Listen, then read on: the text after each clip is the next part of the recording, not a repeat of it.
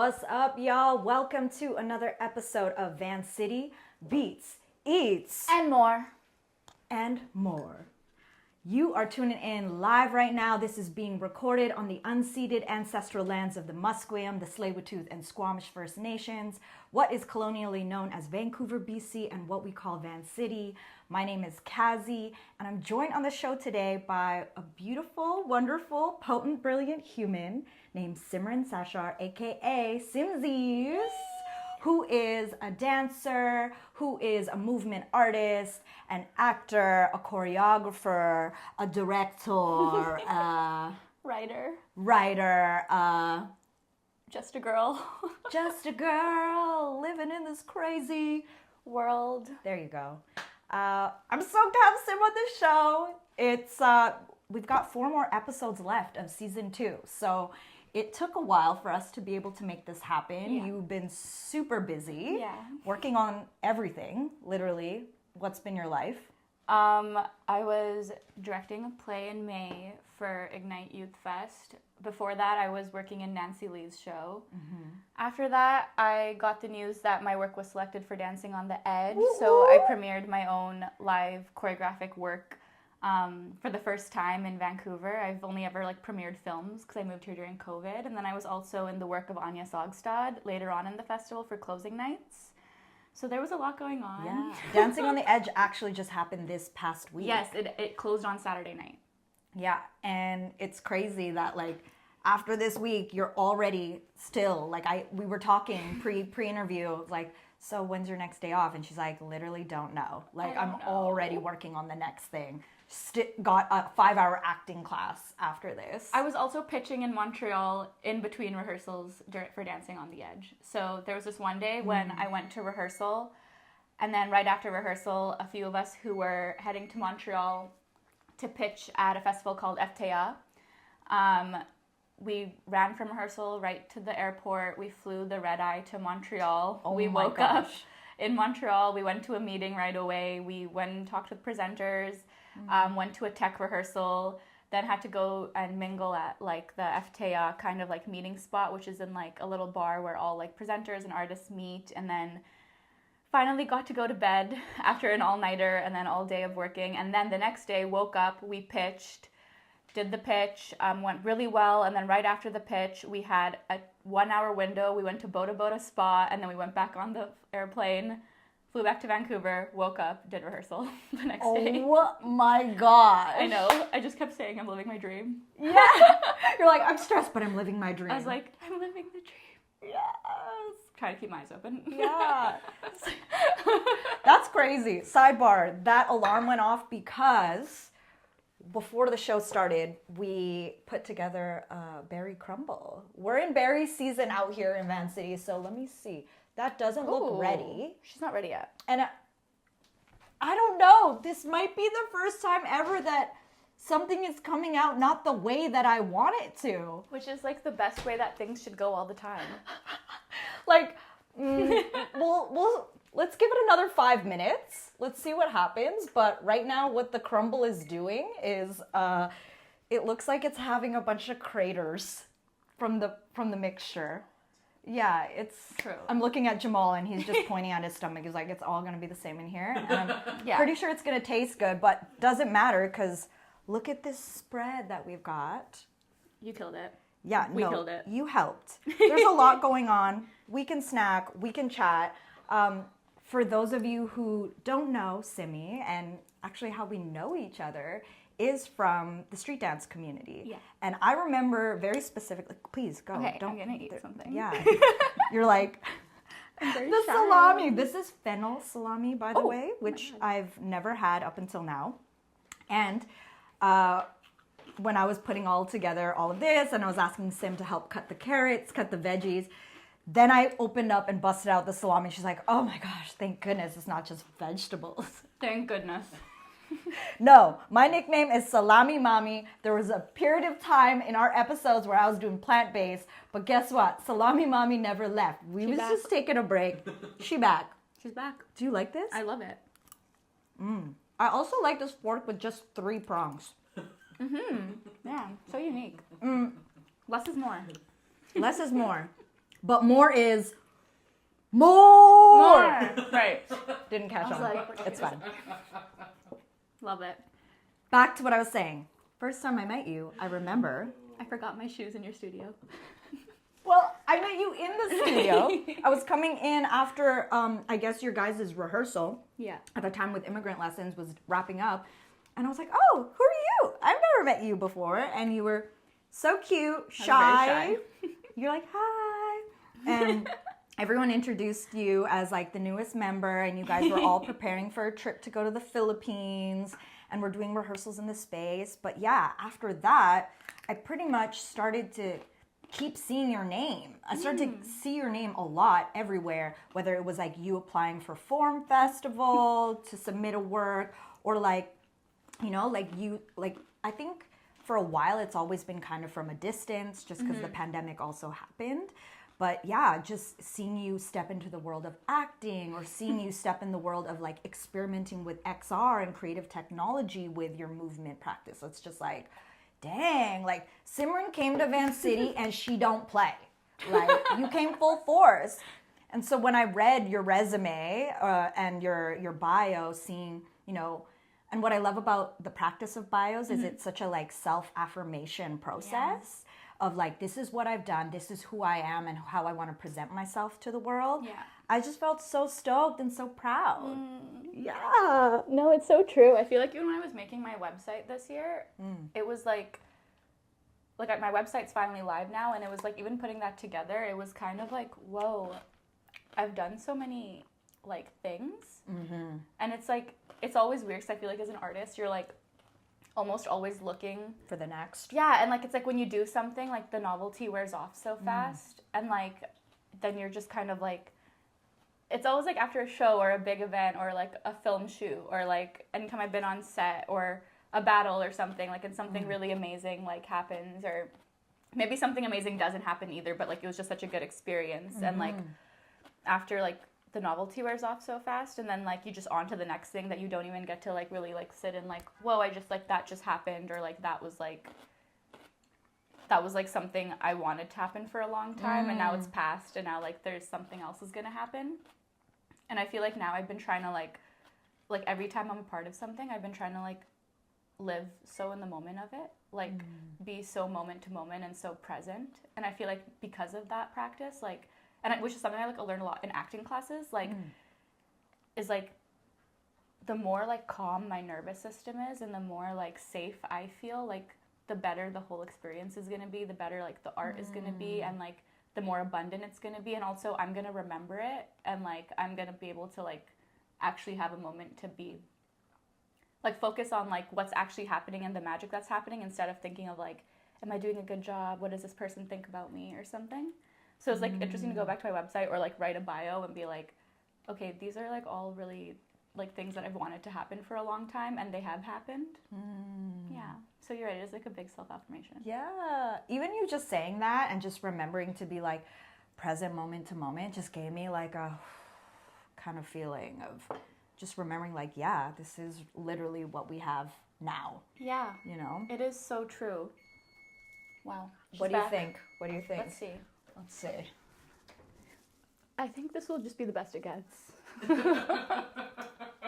This is the first time in Van Beam history. It's okay. I like think that I'm all about like when like things never just happen the way that it's gonna happen with me, and this is great. Well, is it because I decided to play with chickpea flour? Is that why? It might be. Let's see.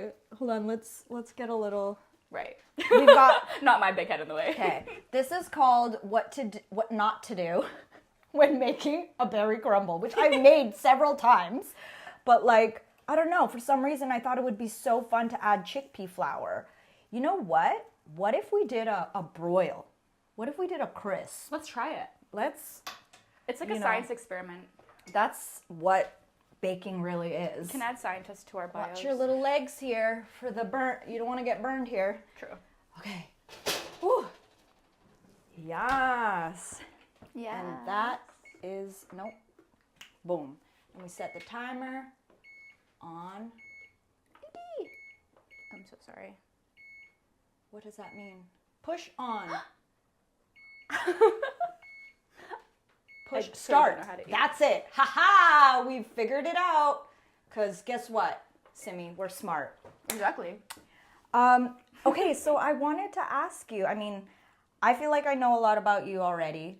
I also listened and did a deep dive of like a 2-hour podcast episode of you. Oh my God, which one? The one that happened 3 months ago on Middle Fingers Up. Oh, okay. Which Nice. was cool because you were talking to somebody who is from your South Asian community, Yeah. family friend, Yeah. someone who isn't really connected to our like street and club dance world, so they didn't know a lot about, you know, whacking, punking, house and hip hop and, you know, this culture and these styles that you've learned a lot from and have trained in. But yeah, what I know about you is that you started dancing since you were like 3 years old in a dance academy and pretty much like every day full on, like you've never really taken an actual break from dancing. Like it has been part of your life. No, I never have. I feel like there's been times where I've like, in my heart, I've like felt distant from it, but I've never actually like stopped doing it. And like, I feel like I've like never given up on it, even like when like, it's such a mean industry.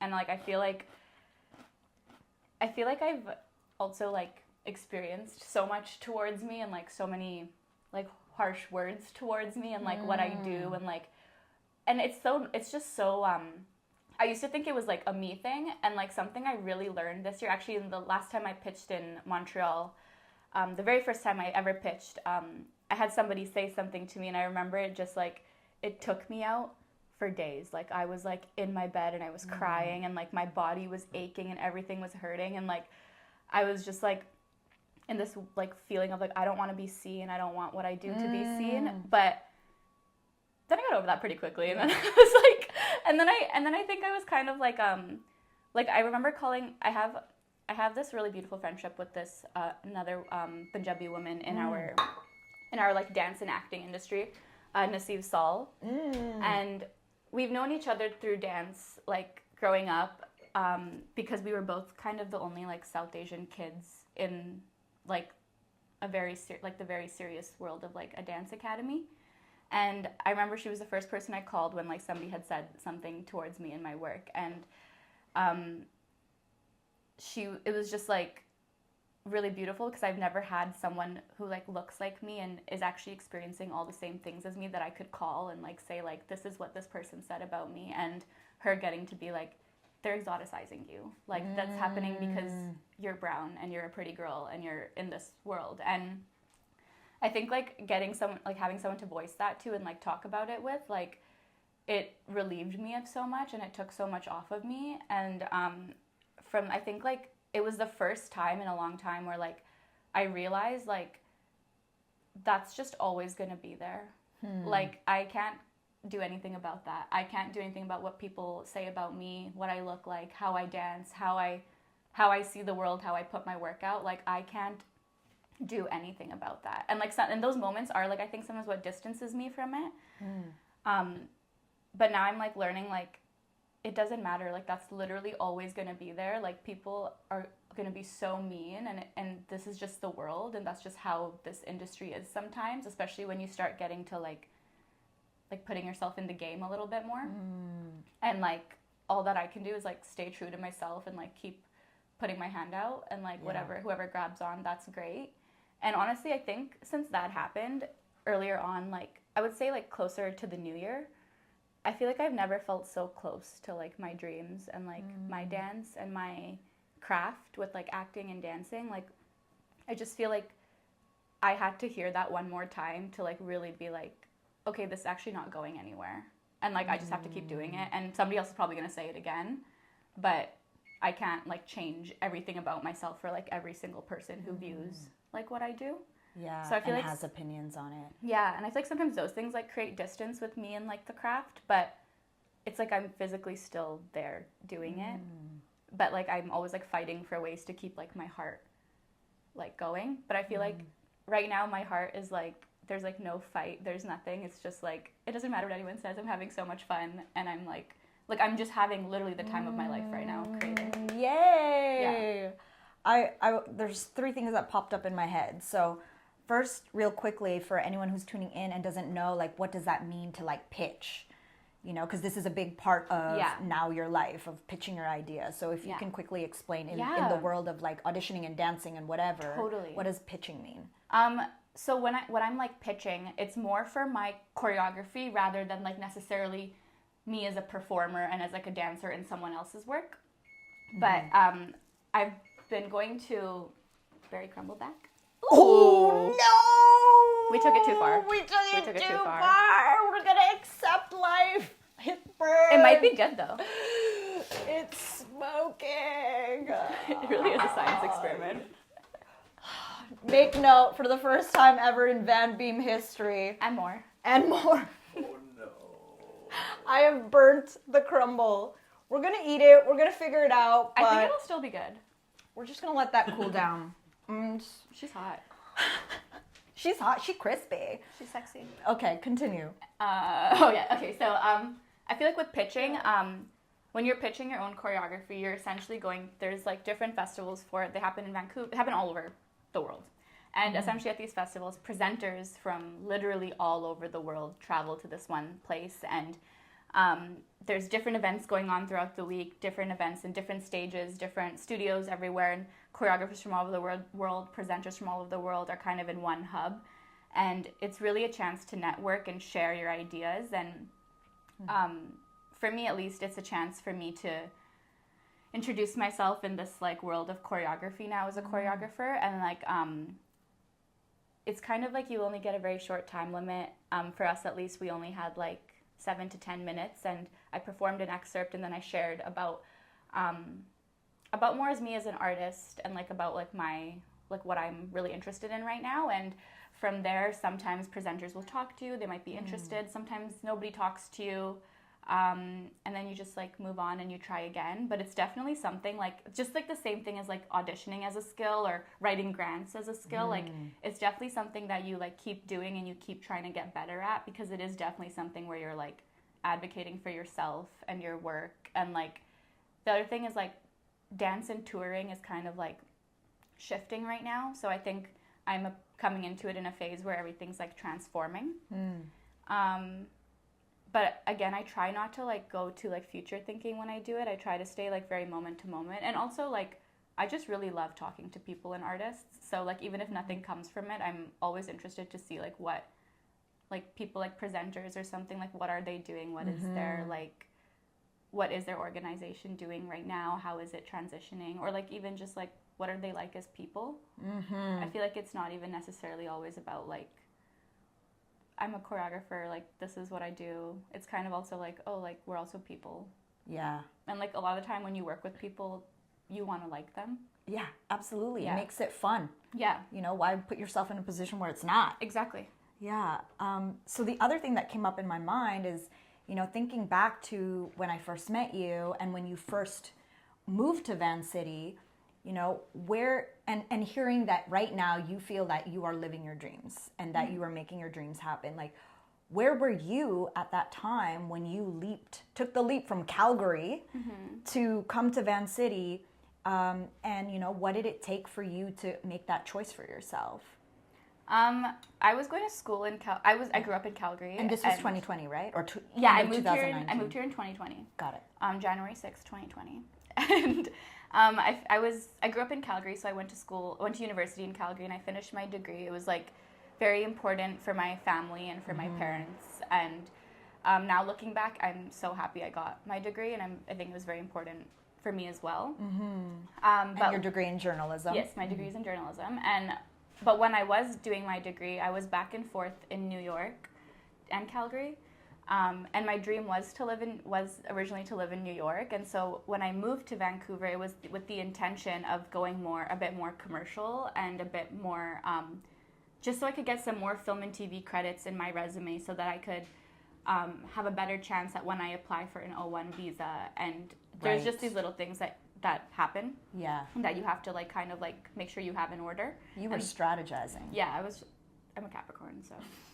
That's kind of like was my intention of moving here originally.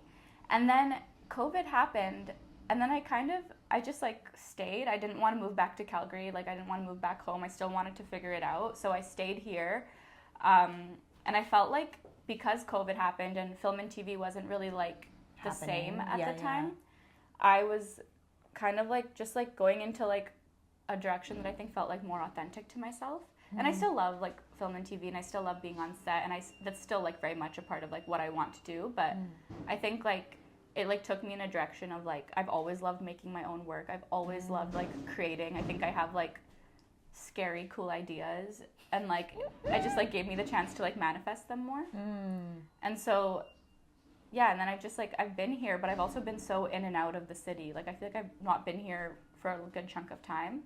And this year I was like, I really want to stay here and see what I can do. And I'm so happy I did, because there's also one thing to like having a base and like building there, and then like, you know, and I think Vancouver has so much potential because like it's big but it's small. Like there's so much going on here. Like people from all over the world come here. People in LA want to work jobs here. Like there's so much happening here, but at the same time the community's so small that I feel like there's room for us to like transform things into like our own way. Yeah, definitely. And I say transform because I feel like everything I'm doing has already been done like by generations before me, and that's like why I can do it. But like I think I'm able to like see that and then like see like what I can do with it now. And I also love working intergenerationally. Like I love working with elders. So I feel like transforming it now is like, it's like the cool part of living in Vancouver. What do you feel you can see transforming based on your contribution to it? That's such a good question. I think that I feel like I'm opening up something that is like allowing us to like see each other a bit more.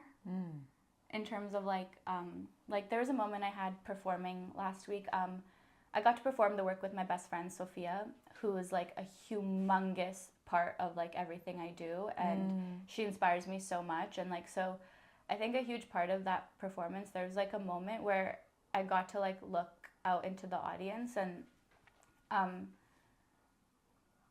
I just like felt like I could stay there forever. And I think a part of that, like, I don't know if this answers your question directly, but I think like a big part of that is like the safety aspect and the calm nervous system. And I'm sure people have like figured that out before, but I really feel like that's like the secret to like everything being a good time. And like something I'm learning from the older generation, for example, Sufei Lee is somebody who's also a big part of like outside eyeing the work I do.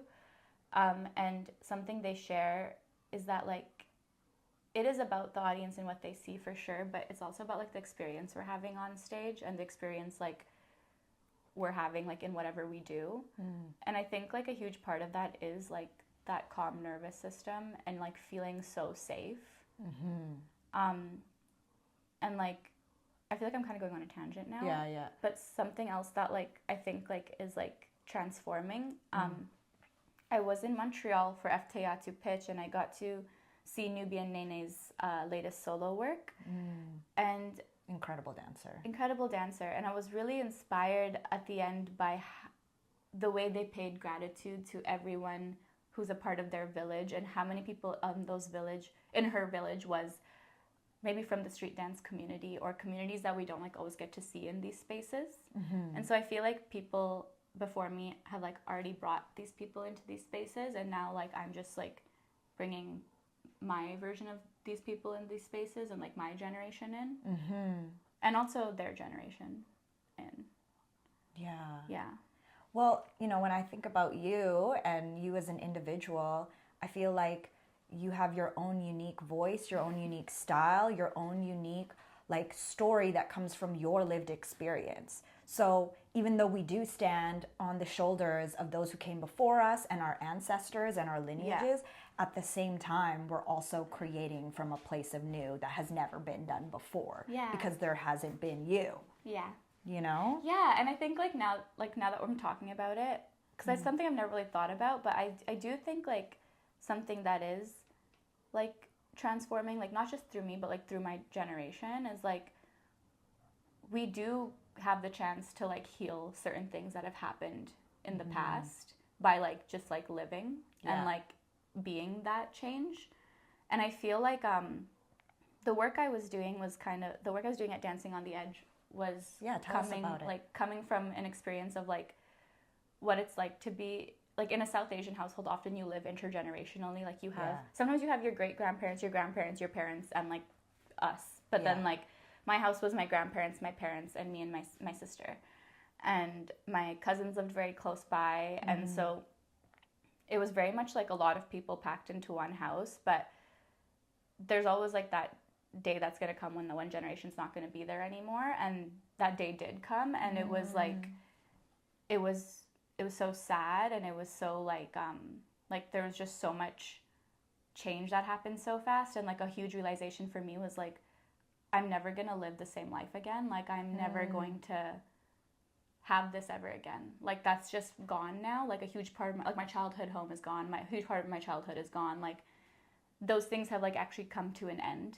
now. And I think like a lot of people experience that when their grandparents pass away. Like it's such an ending of like your childhood and of like such a naive time in your life where like you do get to be like spoiled and be a kid, and like so there's like this huge ending and a huge loss, but then like there's also this like freedom and this release and this relief of like maybe some curses are lifted, and also like some like the women in our family get freedom and like literally get like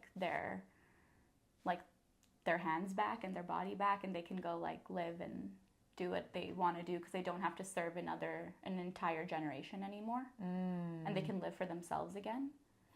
And like so much was like when that happened, I just remember like I was so sad, but I was also just like thinking about like how exciting it's going to be for like women in my family to like go take swimming classes if they want to, or like go try figure skating if they want to, because they literally didn't have the time to do that their whole entire like life.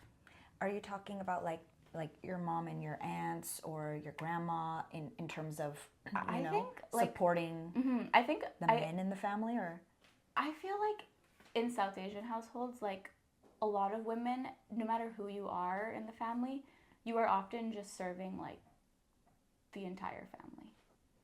And like oftentimes I think like in my experience, I was like just getting to like watch my mom like really do everything for my grandparents, and I feel like it's really beautiful to see like those acts of service, but it's also like now it's like her time to like live her own life, and like now she has like a TikTok account, and she's like this amazing influencer, and she has time to like show off all her fashion designs. And she goes to swimming classes, and like I'm not even joking, her TikTok account, it eats everybody up. Like she's like, if you're trying to be an influencer, you should really look at what she's doing, because it's quite amazing and inspiring. That's dope. Yeah, I love that. Yeah, can you tell us about the work that you did last week and presented, because that was your first choreographic work that you had to present? What is it about? Also, big shout outs to Sophia Sosa, because I saw that she had composed the thing and was playing music, playing guitar, and like it was cool to see that, because I had been seeing on her Instagram just like her posting singing, and like even maybe it was like the last time that we saw each other, and it was like a karaoke time. It was Nancy's house. At the loft. And then we just like started singing together, because Filipinos do that when it's a karaoke R&B jam. But it's so cool to see that she composed something and collaborated with you on this. So what is the work about, and what was that experience for you? So the work pulls from kind of just what I just spoke about with living in an intergenerational household and the grief that comes with it, but also like the relief that comes with it. And then it was channeled through whacking and contemporary. I feel like often when I dance, like there's so much movement in me. I've like trained in many styles for like many years at a time. But I would say whacking was like the main channel. And like it's so interesting, because I've always like seen like whacking is such a social club dance. But when you think of like the origins and the inspiration, and like so much of it being inspired by like big stages and these actresses and these heroines, and like even like some of the first times it was presented being on like tours and these like big beautiful stages, I feel like it makes sense that it can be on a stage as much as it can be in a club and as much as it can be in like a social environment.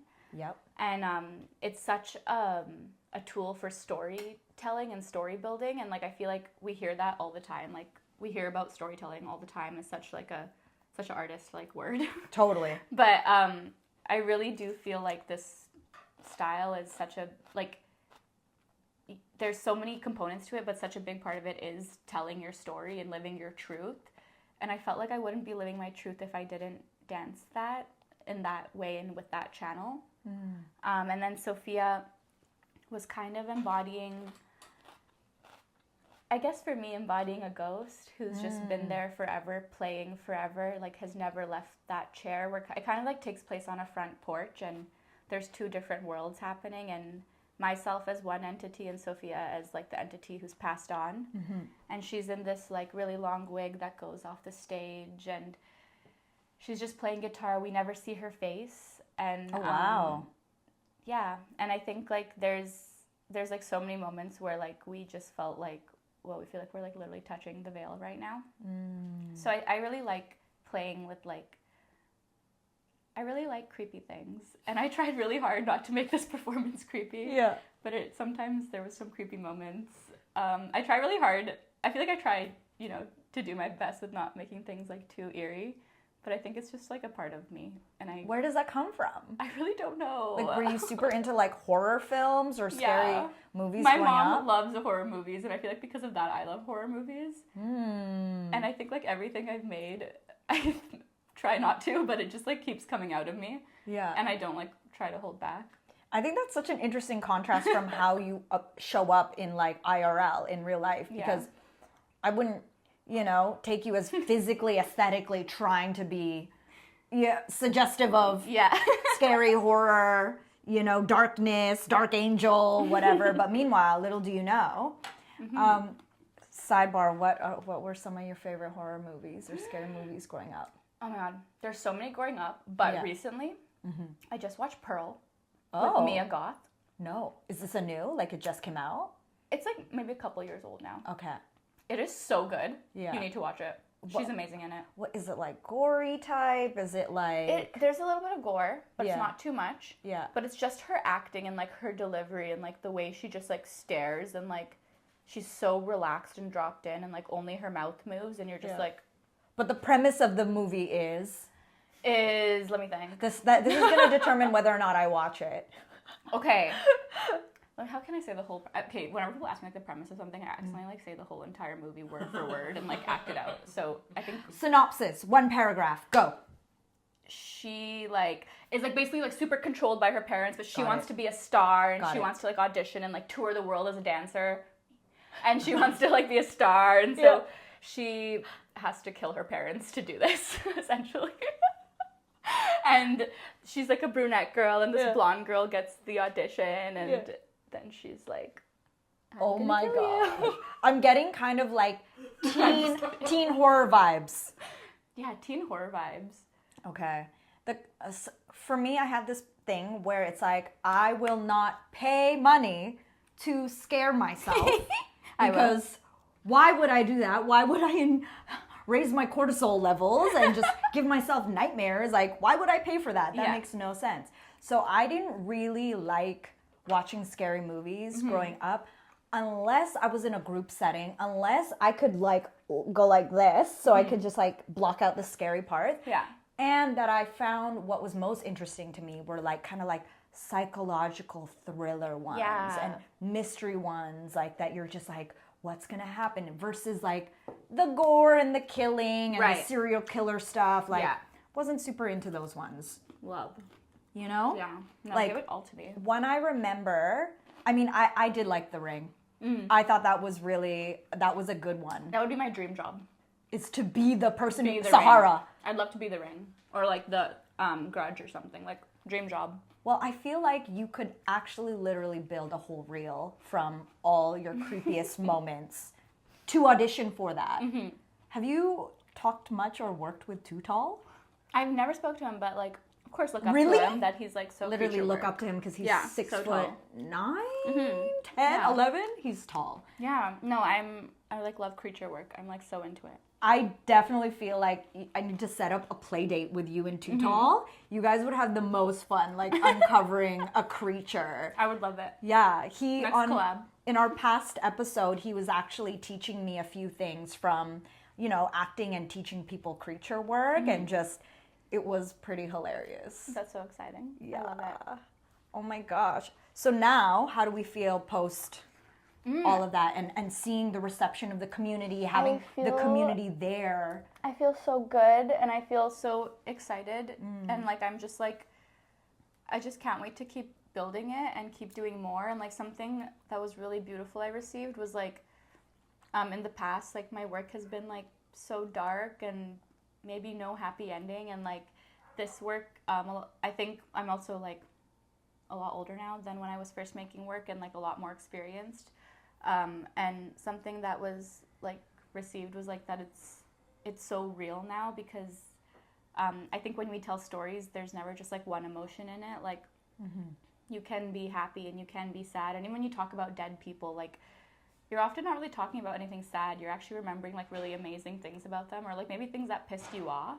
And like I think like getting to live in like the real experience of like that's actually what grief is. Like it's so sad because it was so beautiful and it was so happy. Totally. And like And moments of it were Yeah. that. Yeah. and like I think like the work is actually like it's so like gut wrenching, because like it is like you really are like seeing somebody like play with a ghost and like have fun with a ghost, and like a ghost playing tricks on you, and like there's a lot of like there's like a sleeve on one arm and not on the other, so there's like a lot of movements we have to choreograph where like I'm half one person, half the other. And you were toggling between the two. As myself, yeah.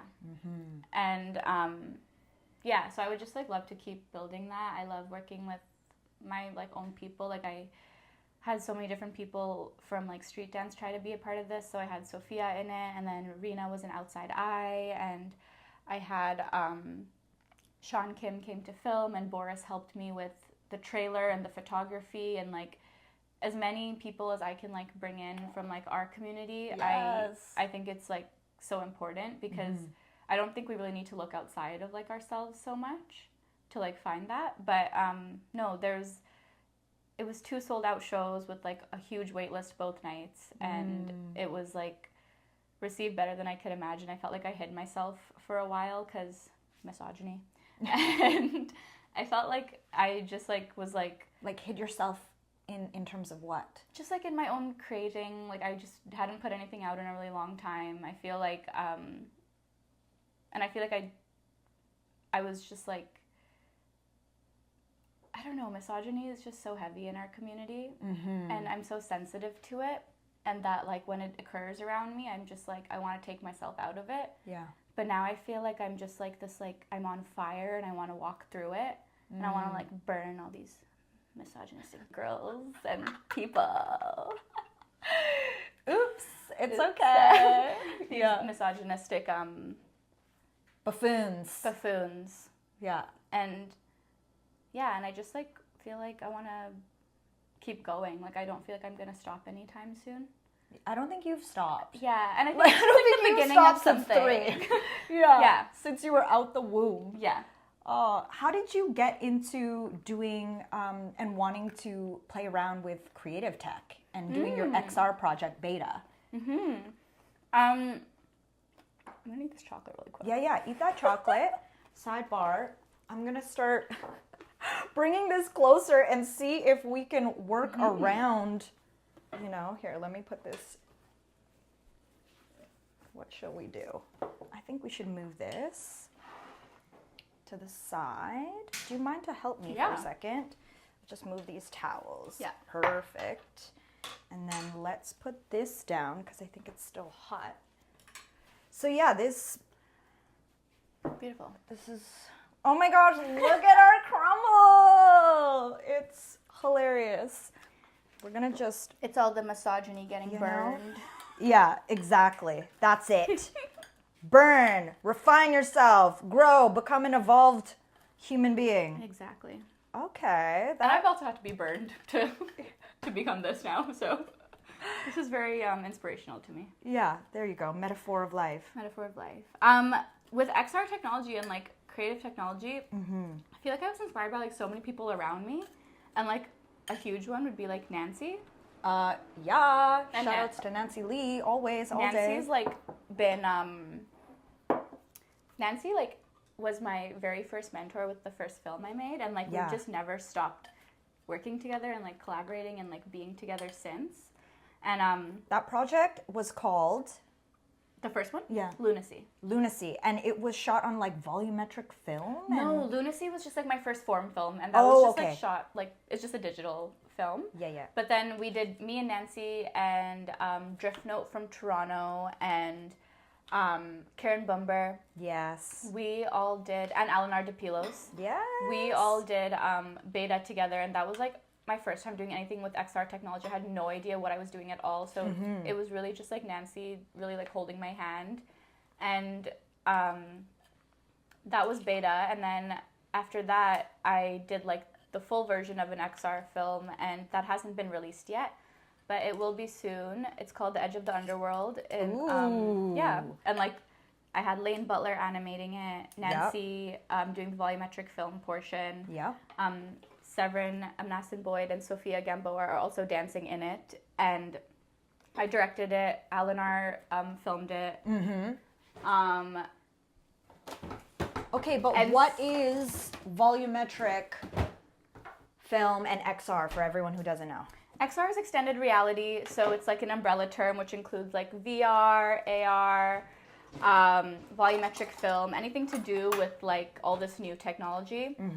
And volumetric film, essentially, like you can capture it in different ways, but we use a Microsoft Kinect Azure, or you could use like an Xbox Kinect, and it kind of, through like the infrared camera, it kind of captures you in this way that like you can become this 3D object that can be like very whole and like has these points to you, and you can take this object that's being filmed and put it into like an animation like Blender or Unreal, so these like game engines where you can build things like video games, but we used it more for film, and so we built like an underworld with it, so the film goes in and out of reality, so it goes through like the real physical world and then into the underworld. And the synopsis of the film is following a girl who is struggling with alcohol addiction, and alcohol addiction is something that's very prevalent in the South Asian community. And so we kind of follow her like through this night that never ends, and just she wakes up and it just keeps going, and the more she drinks, she goes into these worlds, and then she's back in reality, and she's not sure if what's real or what's not real. And actually with volumetric film, there's like really specific ways to choreograph for it. But I actually found that like street dance is a beautiful tool for this technology, because of how, for example, with breaking, just how much they can spin and how circular the movement can really become, and how all these like limbs can be in the air, so like different points can attach to it. So as for animators, when they animate it, it's actually easier for them to pull those points. Yes. That's and then so cool. with and whacking, is it viewed just like kind of on screen like that, or is it viewed in a different kind of way? Right now, it's just going to be viewed on like a screen like that. My dream would, of course, like to like have it in a dome or something. Ooh, but I think right now, just a screen. Yeah. Because it's also very expensive. It's a very, very expensive technology. To work with people who work with this technology is very, very, very expensive. So right now, it's in like the first little phase. But we filmed it quite a long time ago, and it just is all ready now. And I think now we're just like waiting to premiere it. Ooh, that's exciting. Yeah, I was so stoked to see you doing that, also to be mentored by Nancy, and just like curious to know like what was it that you were going to come out of that with, and having learned, and like also why did you want to do that, you know? Yeah, I just feel like something, so I really like the Kinect Azure. I really like how it naturally just captures like bodies and movement, because And I actually learned through like my research with Ian Lavery that this is actually a flaw in the technology. So they're trying to fix this, but I hope they never do because I love it for my own like artistic eye. But the way it captures you is that like it's not up to date yet. So like it captures you with like holes in your body and like parts of your face like missing. And I love how that looks. And for me, when I think about like my experience with people around me and growing up around people who are heavily addicted to alcohol, like, you know, this thing like takes over them and like tears them apart and pulls them out, but there is still them in there. Yeah. And they are still there. Even if it's just like a little bit of them, there's still like a fraction of them that's there, even if like inside it might be all distorted. And even from the outside, sometimes that changes too. And so I loved that natural look. And I even think about like things like with Beta, it was very much about like what would happen if I was to like go to the other side of death and like meet people who have died. Like I don't think I would be like my physical self would be intact. I would probably like, that's just my imagination. Yeah. But that's what I love about the technology. Yeah. And I just felt like it was such a good tool for storytelling. And I think sometimes with like XR technology, it can like become like a tool for like just like looks really cool and like people want to do things because it's like hard. Yeah, versus like what is the actual artistic usability for it. Yeah, and I like love interpretation. Yeah, and I love things that are like it's actually an aid in the storytelling. It's not the only thing we used to film it. It was just like something that really helped us tell one part of the story. Yeah. Cool. Yeah, I saw it. I saw it online. Like Beta. Yes. Yeah, I saw the video and I was like, ooh. And I just based on everything that you're describing, I can understand like why that was so appealing to you to start to explore yourself. Is there anything down the road that you feel other than the next part of this that you want to experiment with creative tech?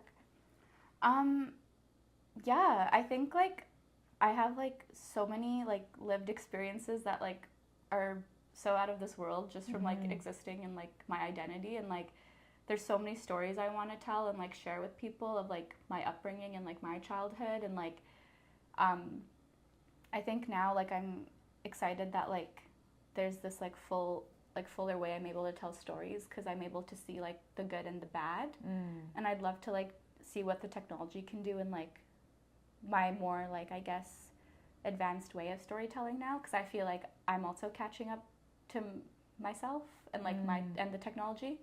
So I feel like now that like I'm more evolved and like I can see all sides of things, that like the stories I say and like the technology I use with it, like the way we use it is just going to become more evolved too. Yeah, I mean technology is crazy evolving fast, so like even just hearing the term XR is like people are like, what is that even? You know? Okay, here we go. First bite. It's really good. I really like it. The flavors are there. This is also chocolate swirl ice cream. It just really matters what's on the inside, not the outside. Life lesson, period. But we're also really hot on the outside, so. Sometimes a little crispy. Sometimes you can get burned if you get too close. Speaking of street dance, back. You know, because you started in the studio, you started in an academy, which is a very kind of like more regimented experience, right? Like you're studying the classics, ballet, jazz, tap, contemporary, modern, blah, blah, blah. And then you started getting into the street dance world. What was that transition like for you, and what did you discover about yourself when you discovered that? Nice. I don't know if it was really a transition because I still do both everything. Yeah.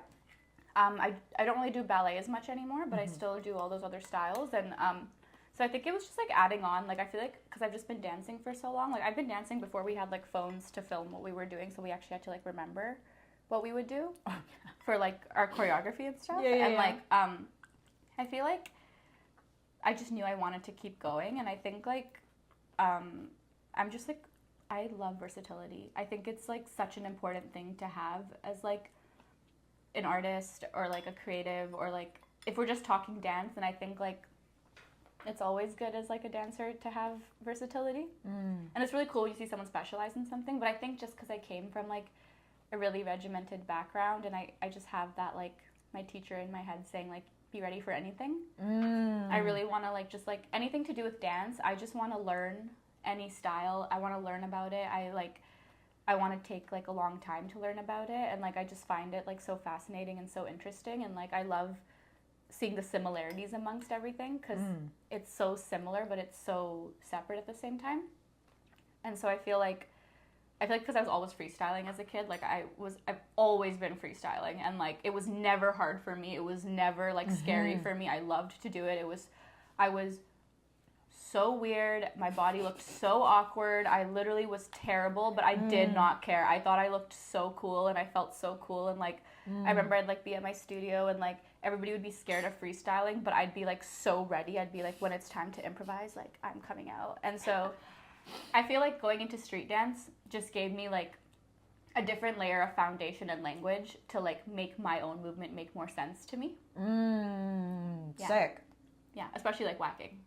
So I feel like that just like made me like make more sense of like my very like, I was a very lanky kid with like really big ears and like arms that were like to my knees, but my body was like so short, but my arms were like so long, and my legs were so long, but like my torso was like this. And so when I danced, I just like always looked like very creature-like and like a little bit alien. And like I remember like my ballet teacher did not like how I improvised, but I was like, I loved it. Like, and I loved that she didn't like it, because to me that meant like I'm doing something cool, because she doesn't think it's cool. And so I feel like, yeah, street dance just gave me more of a language and like more of like an understanding of even my own history and like my own self, and like why I gravitate towards some things like more than others. How old were you, and how were you first introduced to street dance? I was like 15 when I started freestyling, just like with really like no proper vocabulary outside of like the vocabulary I was learning in like my studios. But like I think I would say I was about like 18 or 19 when I really got introduced to more street dance. And then I think I started like really, really heavily focusing in it when I was like 20, 21. Oh wow, not even that long ago. Like 4 or 5 years ago. And I think with whacking, like an amazing teacher of mine, Catherine Burrows in Calgary, she was teaching me whacking since I was like 14, 15. But it was never something I took really seriously until I was like 20, I would say. And then that's like when I like really started like training it all the time, especially with Rena. Like I would meet Rena every single week, and I would have privates with her, and I would like have XL Ebony from Montreal on Zoom, and I would do privates with her, and like I would go to New York, and I still do that, but like I was just like really obsessed with like, I was like, this just makes so much sense to me and feels so good to me, and I'm just so lucky I had like really great teachers to like encourage me to keep doing it. I love that you were able to take something that, you know, your teacher might have had a criticism about, or other people in the space that you were in, and that you decided to just own your body and own what it could do, and own that it was different from everybody else. You know, like, that's not an easy thing, especially at a young age, to like pump yourself up and do that. Where did that come from? Oh my gosh. I think it's because my mom's obsessed with me. So yes, what's your mom's name? Nita. Shout out Sachar. Nita. I met you before. Thank you for birthing such a beautiful, wonderful, potent, powerful, inspirational human being. This is your mama. Shut up. Continue. And my sister. Like I feel like they're your biggest fans. They really are. And like my poor mom, she would take me to like these like freestyle competitions and these improv competitions, and I was like the worst one, and she was like, good job. But I was like the worst one, and like I was never doing good, and she probably had so much like embarrassment. But I just like, I don't know, there's for some reason, I don't know why my brain is like this, but I just see things, I'm like, yeah, I can do that. Like I'm just like, I don't know why I don't think I can't do it. Even Until if I don't you've tried have, it. even if I don't have the skill, like even with XR technology, I was just like, somehow we're gonna do that. And I was like, if I can't do it, I'll write a grant, and like maybe the people around me can help me. So I feel like, I don't know, I feel like I was not that confident when I was younger. Like I was actually really shy, and I think my confidence actually blossomed when I moved here and I met like Sophia and Sharon and Severin and Josh, and like you can even ask them, like the first week that they met me, I was like mute, like I didn't talk. I literally was just like I was just like so shy and so quiet. And Severin was like telling me this story about like when we did go to the Philippines, and like after like a few days, he was like, I've never seen somebody so shy and so quiet become like the most like loud and like vibrant person in the room. And I think like it has to do with like being around people who are confident, and like you see them like believe in themselves so much that you're like, oh, I want to do it too. And I feel like now it's like, it just doesn't make sense to me anymore to like make myself small or be scared, because I used to make myself small a lot, and I used to like fake it a lot.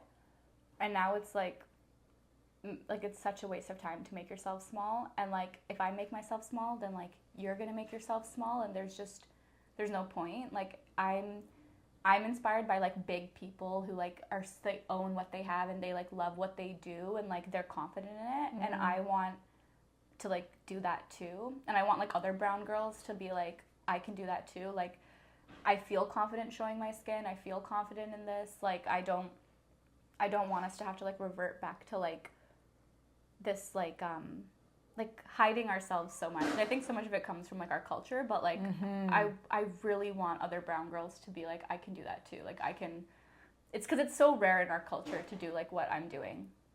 It's really rare. And like a lot of it is to do with supportive parents, which I'm really lucky that I have my mom and my sister and my dad and my grandparents. I think also growing up with living with your grandparents has a lot to do with like your confidence, because they will never tell you you're wrong. Yep. But I think like, yeah, a lot of it has to do with like, if I make myself small, then everyone else around me is going to be small. And like the best way for like the people around me to get big is like I have to be big, and I have to like not worry about being so PC, like, you know, just like I think the more authentic you can be, like that's going to bring it out of everybody, and then we can all just like level up. Doesn't matter like what experience level we're at. Yeah. Definitely. Yeah. Aw, I feel such a like boost within myself right now, because like I'm also in this space of like, as artists we continue to evolve and change and constantly in transition. You know, the number of times I'm like, how's it going to an artist, and they're just like, you know, I'm in a transition. Like we're constantly in this state of transition, and in those moments I find it like the hardest to really like tap back into and center back into this feeling of being big and confident. And like, because like you said, part of the artist's life, it's like you're always thinking about what's the next. So, you know, to come back to presence yet again, and to come back to that place of like I have to do this for myself. Yeah. And that it also does affect the people within my community. And I think it's even like a stronger motivation, at least for me in my 30s now, like mid 30s. It's like, it's a big motivation when I think about how I am living for the next generation. Yes. And it doesn't mean you're not going to be scared. Confident people are scared all the time. Directors are scared all the time. People in like leadership positions are scared all the time. I am literally scared all the time, but like the more we can like say that we're scared and like acknowledge what we're scared of, and like drop that in our body and be like, okay, this is what's scaring me, this is what's scaring me, like then that's actually like what helps you like sit in your authenticity. Because it'd be such a lie to be like, I'm not scared. Of course I'm scared. It's so scary to put yourself out there and audition and do callbacks and present work, and it's even scarier being like a brown girl doing it, because then there's like not just people outside your culture, there's people inside your culture thinking things, and you just have to keep doing it even if you're scared. It's true. Yeah. I find in that like when I'm especially like preparing and amping up to do something, I have this moment where I'm like, why am I doing this again? Like, does this even matter? Like, do I even really care? Does anyone else even care? Like, what is the point of this? Like, I have like a moment of existential crisis of like, if what I'm doing even has a point. Yeah. You know? Totally. How do you talk yourself through that? If I'm wondering if what I'm doing has a point? Yeah. Or do you ever even feel like that? I do feel like that. I think that's so normal for like everyone to feel like that. But to be honest, I think sometimes I'm so busy that I don't have time to like sit in it for too long, because I'm like, I have to get it done. Like, this is my job. This is like what I love to do, but also it's my job. Like, this is how I make a living, so I have to do it. And like, because it's like how I make my living, I think like sometimes like I think something that's really helped me over the years, especially this year, is like letting go of the fact that like whatever you do is not going to be the most newest unique thing, because everything's always going to have been done somewhere. Like, our world is so big, and I think if like we hold on to like the preciousness of things too much, then like nothing's ever going to get done. And I really love like the process of like for me, I feel like I feel like I don't have a lot of attachment anymore to like what I make and stuff.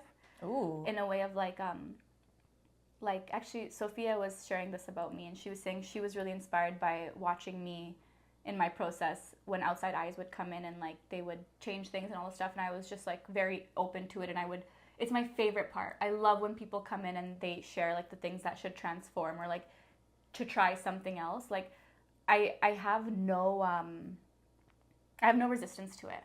I think it's so fun. And so like I feel like that thing of like, is this important? Is there a point to this? I feel like because now that I'm so like in the moment with the process, I'm not thinking it as much anymore. And sometimes it comes across like maybe like right before I go on stage or something, and for like a brief moment, but then I'm like, okay, wait, I have 70,000 cues to remember because I'm directing this and I'm also in it. So then it's also like everything else kind of like takes over. Yeah, you need to compartmentalize that. Compartmentalizing is a huge thing, yeah. Because you could get like the biggest opportunity of your life on the worst day of your life. Absolutely. When I did beta, my grandpa passed away. When I had to film it, like my grandpa was like about to pass away. That same day I got my very first job on a film set. Like it's like life be lifing. Life be lifing, and it's hard because especially on film sets, they don't really care. Yeah. There's $1 billion going into this one shot. Like, they just have to do it.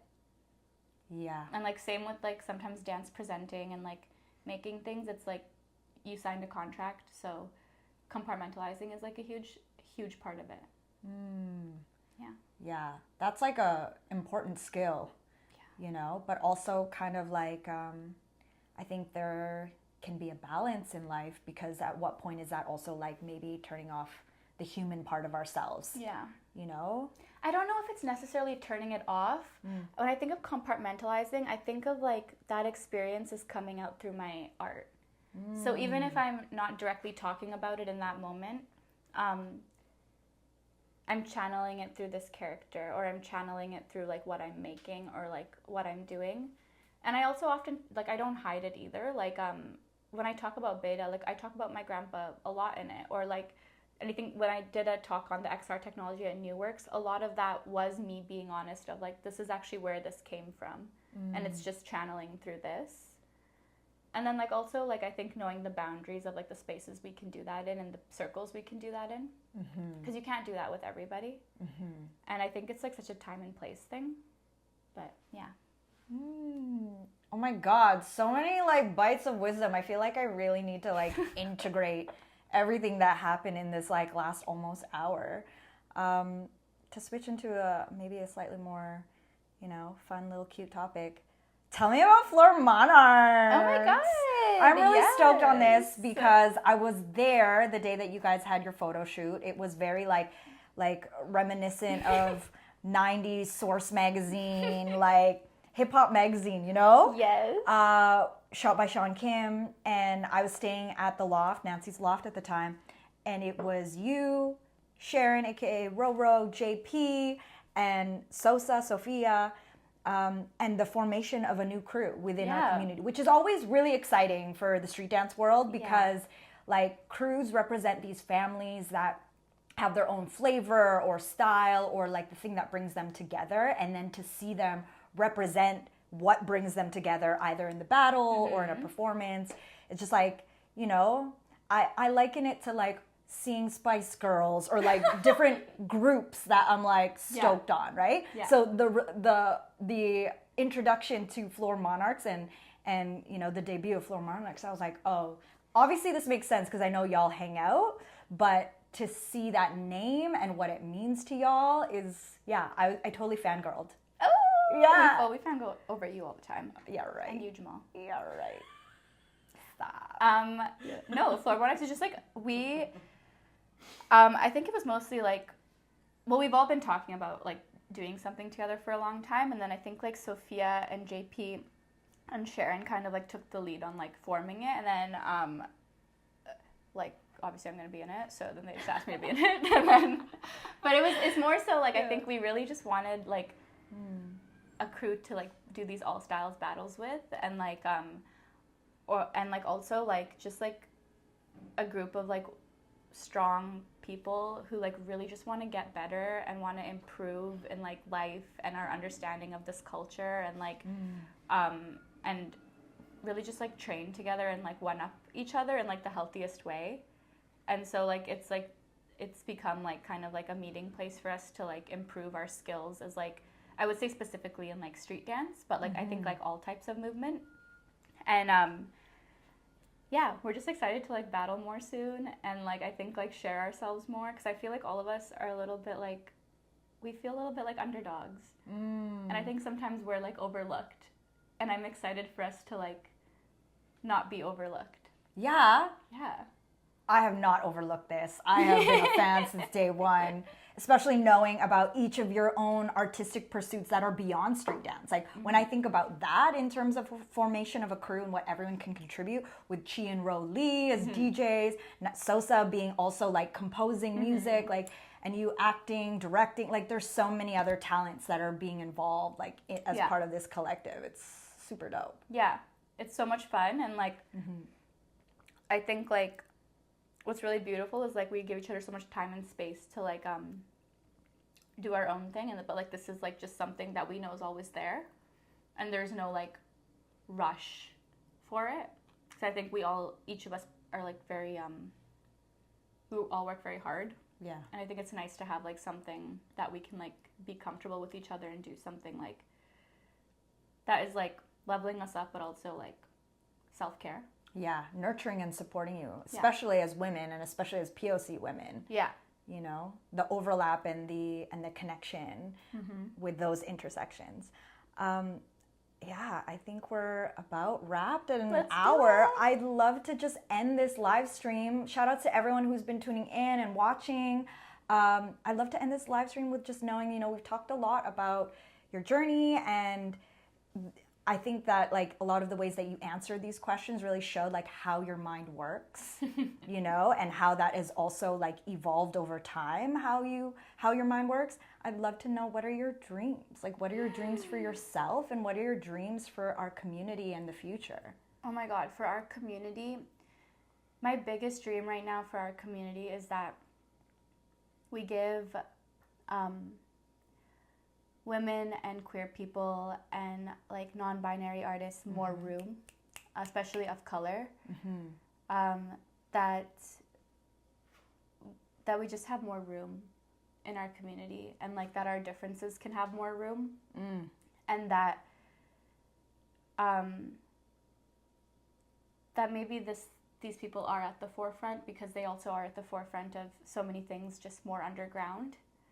And I think that's like my biggest dream and wish, and like something I'll always fight for, is more safety for our people in our community. Absolutely. Because I think without safety, we can't do these things. We can't do battles. We can't do any of these shoots or these ideas or these sessions. And my biggest thing is like, I would love for us to activate that. And I think the best way we can activate that is by actually like talking and connecting with each other outside of our circles. It's one thing to like say this thing of like, we don't tolerate this, but it's another thing to actually include people, and including people is the only way to actually not tolerate it.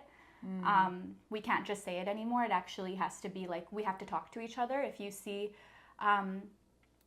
you know, if it's at a breaking jam and there is women there and there are queer people there, like, and that those communities are present, like talk to them and include them in your space. Don't just tolerate them.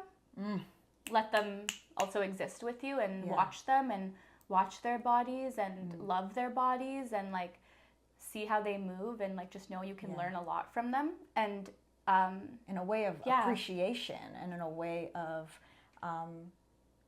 like I think the biggest word is appreciation. Yeah, and it's inspiring, and there's something very different happening inside of those bodies than other bodies. And I think that it's really important, and I think that's my biggest dream for our community, is that inclusion becomes real and not just like talk anymore. The speech on like tolerating, it's so boring now. I just want to like actually like, I don't want to be tolerated, I want to be included, and I want to talk to you. And I want to dance with you, and I want you to watch me and learn from me, and I want to watch you and learn from you. And then my biggest hopes and dreams for myself, I have so many, but right now, let's manifest that I dance for FK Twigs or Sevdaliza or Jungle. Yeah. So I think that's going to happen. And probably Beyonce too, but I think I'm going to choreograph for FK Twigs or Sevdaliza. I'm just like waiting. I'm like, okay. Okay. Like, what are you guys going to call me? Masterminding, plotting. If you're watching this, pay attention. Thank you so much. Thank you for making time and being so cute and coming in this like green color corded outfit. Okay. So if y'all, and let's hold this pose. I like this. If y'all have been watching for the last hour, you've been getting to know the beautiful, wonderful Simran Sachar, aka Simsies, who is amazing. Watch the replay so you can learn. I am Kazi. This has been a Jazzy production, and you have been watching Vancity Beats, Eats, and more.